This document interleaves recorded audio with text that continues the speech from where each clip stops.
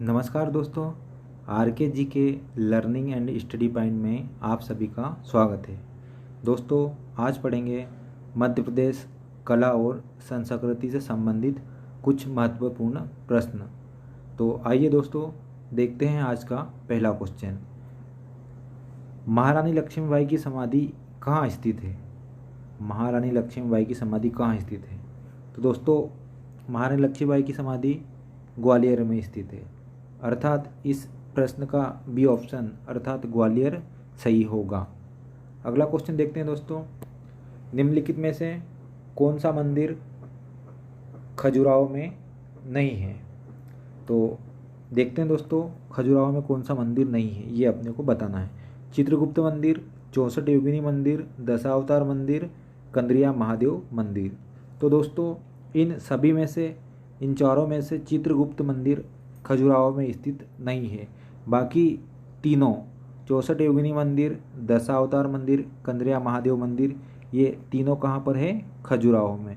लेकिन चौथा वाला, ऊपर वाला ए ऑप्शन वाला चित्रगुप्त मंदिर कहाँ पर नहीं है? खजुराहो में नहीं है, अर्थात इस प्रश्न का ए ऑप्शन चित्रगुप्त मंदिर सही हो जाएगा। अगला क्वेश्चन देखते हैं दोस्तों। निम्नलिखित में से कौन सा विश्व धरोहर स्थल नहीं है? विश्व धरोहर स्थल नहीं है, तो देखना है दोस्तों। ऑप्शन 4 है मांडू का महल, सांची का स्तूप, भीमबेटका की गुफाएं, खजुराहो के मंदिर। तो वर्ल्ड हेरिटेज साइट इनमें से कौन नहीं है? तो दोस्तों, इनमें से मांडू का महल विश्व धरोहर स्थल में शामिल नहीं है। बाकी तीनों, सांची का स्तूप, भीमबेटका की गुफाएं, खजुराहो के मंदिर, ये तीनों की तीनों वर्ल्ड हेरिटेज साइट में सम्मिलित है, अर्थात विश्व धरोहर स्थल है। लेकिन मांडू का महल नहीं सम्मिलित है, अर्थात इस प्रश्न का उत्तर मांडू का महल अर्थात ऑप्शन ये सही हो जाएगा। इसी के साथ अगला क्वेश्चन देखते हैं दोस्तों। भारत में सबसे बड़ा बौद्ध स्तूप कहाँ स्थित है? सबसे बड़ा बौद्ध स्तूप की बात हो रही है, तो अजंता, गया, सारनाथ या फिर सांची। तो दोस्तों, सबसे बड़ा बौद्ध स्तूप कहाँ पर स्थित है? सांची में स्थित है दोस्तों। कहाँ पर स्थित है? सांची में, अर्थात इस प्रश्न का ऑप्शन डी अर्थात सांची सही होगा। अगला क्वेश्चन देखते हैं दोस्तों। मध्य प्रदेश का ऐसा पर्यटन स्थल जो अपने मंदिरों के लिए विख्यात है, जो अपने मंदिरों के लिए विख्यात है या प्रख्यात है। तो दोस्तों, देखते हैं कौन कौन हो सकता है इसमें से। मैहर, खजुराहो, मांडू या इनमें से कोई नहीं। तो दोस्तों, पर्यटन स्थल भी है, लेकिन वहाँ पर ज़्यादातर क्या है? मंदिर है। तो ऐसा कौन सा स्थल है? तो ऐसा खजुराहो है दोस्तों। कौन सा है? खजुराहो। तो खजुराहो अपने मंदिरों के लिए फेमस है, तो इस प्रश्न का ऑप्शन बी सही हो जाएगा, अर्थात खजुराहो ऑप्शन बी इस प्रश्न का सही उत्तर होगा। अगला क्वेश्चन देखते हैं दोस्तों। निम्नलिखित में से मूर्तिकला का प्रसिद्ध स्थान फड़के स्टूडियो, मूर्तिकला का प्रसिद्ध स्थान फड़के स्टूडियो कहाँ पर है? तो फड़के स्टूडियो की बात करेंगे तो दोस्तों, ये मध्य प्रदेश के धार जिले में स्थित है। कहाँ पर है दोस्तों? धार जिले में, अर्थात डी ऑप्शन धार सही हो जाएगा। इसी के साथ अगला क्वेश्चन देखते हैं दोस्तों। मध्य प्रदेश में रावण की पूजा कहाँ की जाती है? रावण की पूजा कहाँ पर की जाती है? तो दोस्तों, देखते हैं। सागर जिले का ढाना गांव, शाजापुर जिले का भातखेड़ी गांव, जबलपुर जिले का सिहोरा गांव या उपरोक्त में से कहीं पर नहीं। तो इन चारों में से कहाँ पर रावण की पूजा की जाती है? तो दोस्तों, रावण की पूजा कहाँ पर की जाती है? तो शाजापुर जिले के भातखेड़ी गांव में की जाती है। कहाँ पर दोस्तों? शाजापुर जिले के भातखेड़ी गांव में, अर्थात ऑप्शन बी इस प्रश्न का सही उत्तर होगा। अगला क्वेश्चन देखते हैं दोस्तों। मध्य प्रदेश पशु चिकित्सा एवं पशुपालन विश्वविद्यालय कहाँ स्थित है? पशु चिकित्सा एवं पशुपालन विश्वविद्यालय कहाँ पर है?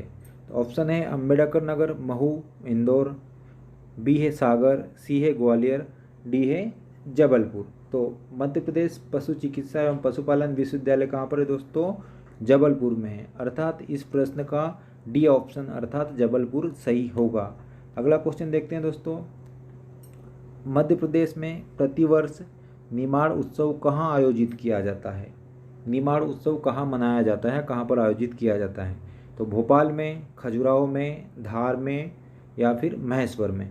तो दोस्तों निमाड़ उत्सव की बात करेंगे तो खरगोन जिले की कौन सी तहसील? महेश्वर तहसील में। कहाँ पर दोस्तों?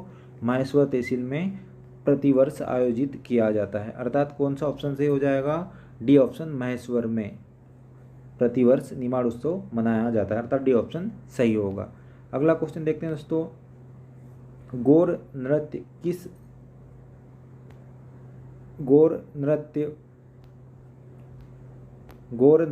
किस जनजाति से संबंधित है?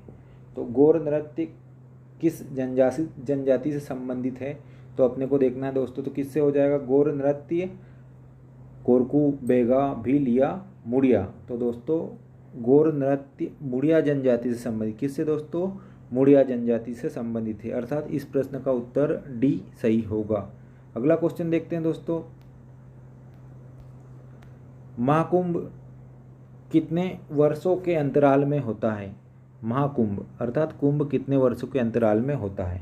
तो दोस्तों कुंभ एक स्थान पर सबसे पहले तो भारत में कुंभ कितनी जगह पर होता है? 4 स्थानों पर होता है। कितने स्थानों पर?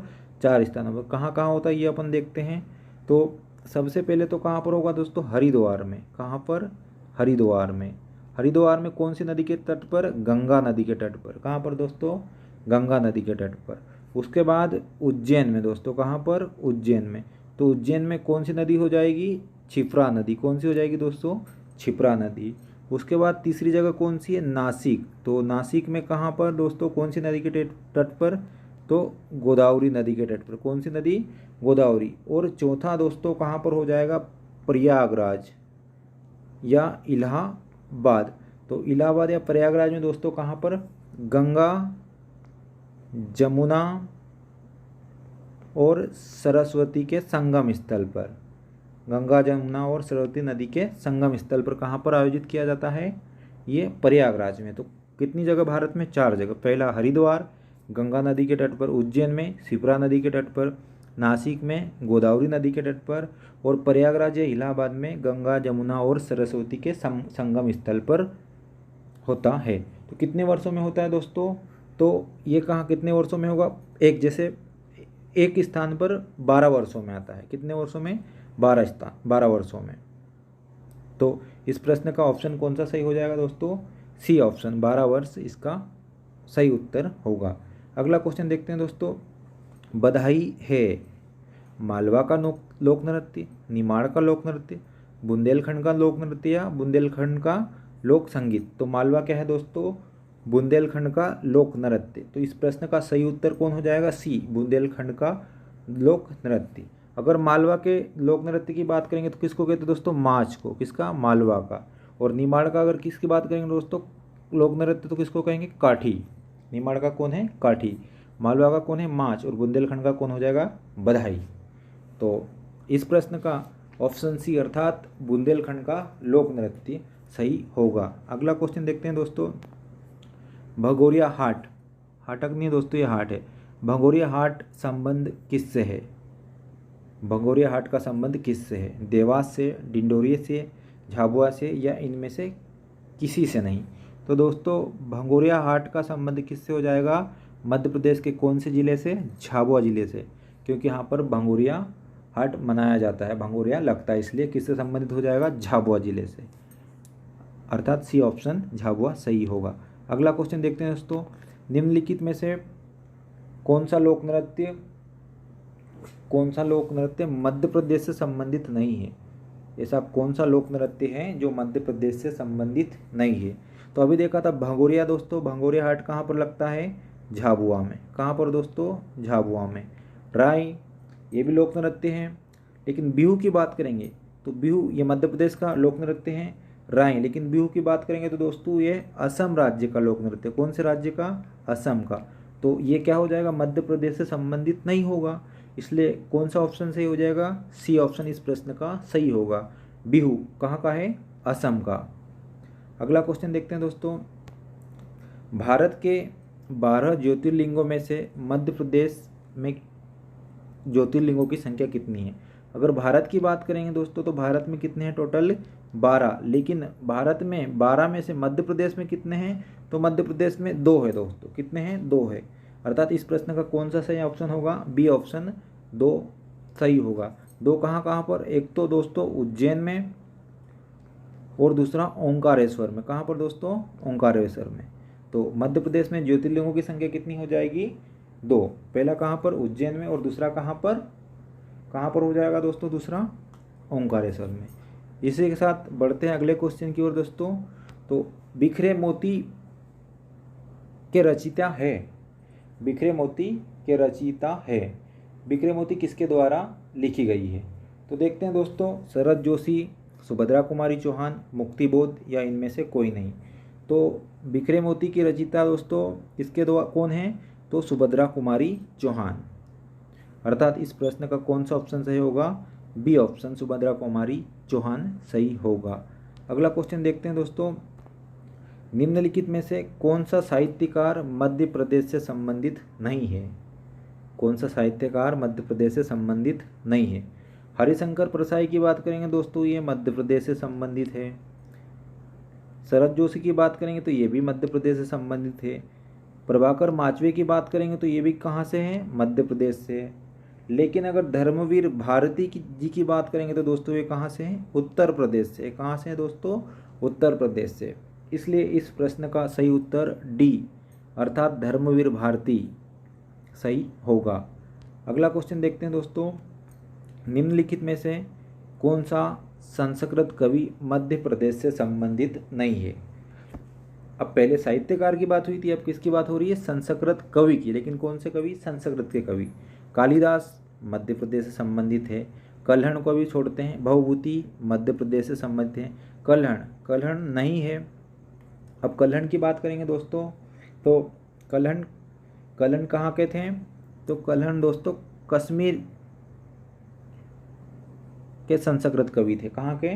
कश्मीर के थे। कहाँ के दोस्तों? कश्मीर के। इनका वास्तविक नाम कल्याण था। क्या नाम था दोस्तों? कल्याण था। इनका वास्तविक नाम क्या था दोस्तों? कल्याण था। कश्मीर के ब्राह्मण कवि थे और इनका वास्तविक नाम क्या था? कल्याण। इनके द्वारा कौन सी बुक लिखी गई? राज तरंगिनी। कौन सी दोस्तों? राज तरंगिनी। कौन सी लिखी गई? राज तरंगिनी। इसको राज तरंगिनी का अर्थ क्या होता है? राजाओं की नदी। क्या है दोस्तों? राजाओं की नदी। कौन सी बुक लिखी गई इनके द्वारा? राज तरंगिनी। और इसका अर्थ क्या होगा? तरंगिनी, राज तरंगिनी का अर्थ क्या होगा? राजाओं की नदी। राजाओं की नदी। और इसी में कश्मीर का नाम, किसका नाम दोस्तों? कश्मीर का नाम। इसी में कश्मीर का नाम कस्यम पेरू मिलता है। क्या मिलता है दोस्तों? कस्यम पेरू। क्या मिलता है दोस्तों? कस्यम पेरू। तो राज तरंगिनी किसके द्वारा लिखित है? कल्हण के द्वारा। और कल्हण कहाँ के कवि हैं दोस्तों? ये कश्मीर के हैं। तो इस प्रश्न का कौन सा सही उत्तर हो जाएगा दोस्तों? बी प्रश्न। क्या? बी ऑप्शन अर्थात कल्हण इस प्रश्न का सही उत्तर होगा। अगला क्वेश्चन देखते हैं दोस्तों। मृगनयनी उपन्यास के लेखक कौन है? उपन्यास के लेखक कौन है? तो अमृतलाल नागर, आचार्य चतुरसेन, वृंदावन लाल वर्मा, या इनमें से कोई नहीं। तो दोस्तों मृगनयनी उपन्यास के लेखक कौन है? वृंदावन लाल वर्मा। अर्थात इस प्रश्न का कौन सा उत्तर? सी ऑप्शन वृंदावन लाल वर्मा सही होगा। तो मृगनयनी उपन्यास के लेखक कौन हो जाएंगे? वृंदावन लाल वर्मा। इस प्रश्न का सी ऑप्शन सही हो जाएगा। तो आज के लिए इतना ही काफ़ी है दोस्तों। मिलते हैं अगले वीडियो में।